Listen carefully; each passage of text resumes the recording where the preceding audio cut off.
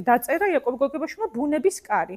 რა თქმა უნდა, ისევ მივიდა ბუნების კარი, ეს არის ძალიან მწვავე თემა დიმიტრი ყიფიანთან.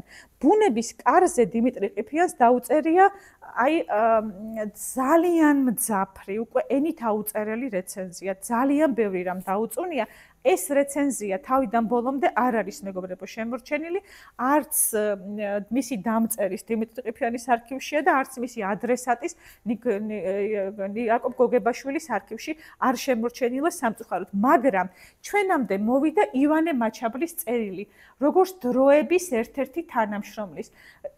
ძალიან საინტერესო წერილი. გაახლებთ ბატონო პატივცემულო, ახლა წარმოვიდგინოთ, დიმიტრი ყიფიანი არის ძალიან დიდი მოღვაწე და ივანე მაჩაბელი ცუდად ვიტყვი, მაგრამ გაზეთში კი, აი პატარა ასეთი თემი ასე ეძახდნენ და დიმიტრი ყიფიანს უბედავს ივანე მაჩაბელი და წერს ასეთ წერილს, გაბედვებზე. პოლემიკა არის გაბედვა. ასეთ რამეს მეო ამას პატივცემულო ბატონო დიმიტრიო, გაახლებთ ამასთანავე თქვენს წერილს ბუნების კარის შესახებ და მოგახსენებთ მიზეზს აქამდის დაუბეჭდველობის. ჯერ არ არის დაბეჭდილი დიდი ხანია და შემდეგ უკან უბრუნებს და მიზეზს ეუბნება დაუბეჭდველობის. ვერიდებოდი რომ თქვენს წერილს რამე უსიამოვნება არ გამოეწვია.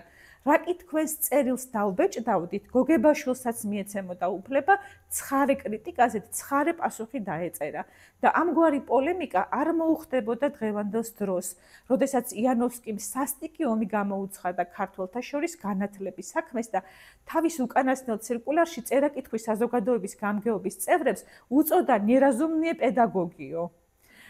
და მაინცა და მაინც, აი მაინც როგორი რევერანსულია ივანე მაჩაბელი, მაინცა და მაინც თუ ისურვებთ თქვენი წერილის დაბეჭდვას, უკანვე გვიბოძეთ და მაშინვე დავბეჭდავთ. აი ისეთი მდგომარეობაა, რომ პოლემიკის წესები ჩვენ ვიცით, თუ დაბეჭდავდნენ დიმიტრი ყიფიანის წერილს, აუცილებლად იაკობ გოგებაშვილის პასუხიც უნდა მიიღეთ. ის იყო ცხარე, ეს უცხარესი იქნებოდა, რა თქმა უნდა, ვალდებული იყო. შეეძლო თუ არა ამის გაკეთება იაკობ გოგებაშვილს, პოლემიკის წესი ამას მოითხოვს და აკაკი დაეხმარებოდა და სთხოვა რომ გადაეფიქრებინა ამის დაწერა, ისედაც უგუნურ პედაგოგებს გვეძახისო იანოვსკი და თუ შეიძლება ძალიან დელიკატურია ეს თხოვნა, თუ შეიძლება და თუ მაინც და მაინც დაბეჭდვას ინებებთ, უახლოეს ნომერში დაგიბეჭდავთო.